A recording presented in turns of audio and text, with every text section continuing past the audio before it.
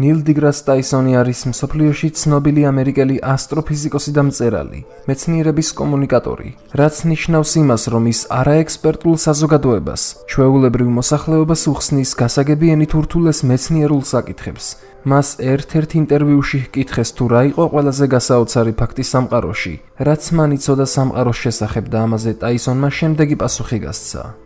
ყველაზე განსაცვიფრებელი ფაქტი არის იმის ცოდნა, რომ ატომები, რომლებისგანაც წარმოქმნილია დედამიწაზე სიცოცხლე, ატომები, რომლებისგანაც ადამიანის სხეული შედგება, გამოჭედილია კოსმოსურ ხრუბლებში, ვარსკვლავებში, რომელთა ბირთვშიც უკიდურესად მაღალი ტემპერატურისა და წნევის ქვეშ მსუბუქი ელემენტები მძიმე ელემენტებად გარდაიქმნა. წარმოუდგენლად მასიური ვარსკვლავები სიცოცხლის ბოლო წლებში არასტაბილურნი ხდებიან. კოლაფსირდებიან, შემდეგ ფეთქდებიან და მდიდარ შიგნეულობას მთელს გალაქტიკაში აფრქვევენ.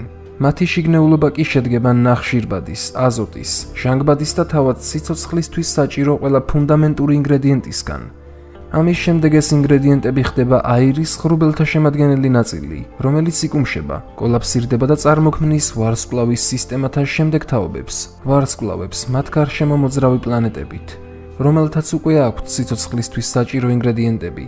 აქედან გამომდინარე, ყოველთვის როცა ღამის ცას ვუყურებ, ვიცი, რომ დიახ, ჩვენ ამ სამყაროს ნაწილი ვართ და ჩვენ ვიმყოფებით სამყაროში, მაგრამ ამ ორივე ფაქტზე მნიშვნელოვანი ალბათ ისაა, რომ სამყარო ჩვენშია. როდესაც ამ ფაქტებზე ვფიქრობ, ვიაზრებ, რომ ბევრი ადამიანი თავს პატარად იმიტომ გრძნობს, რომ ისინი ფიზიკურად პატარები არიან, სამყარო კი მათ გარშემო ძალიან დიდია.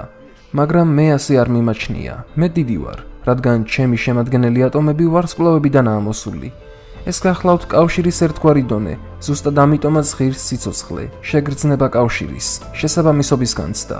ადამიანს უნდა რომ გრძნობდეს, რომ ის არის თანამონაწილე და განუყოფელი ნაწილი მის გარშემო მიმდინარე უდიდესი პროცესებისა. ზუსტად ესაა სიცოცხლე, განაცხადა ნილ დეგრას ტაისონმა.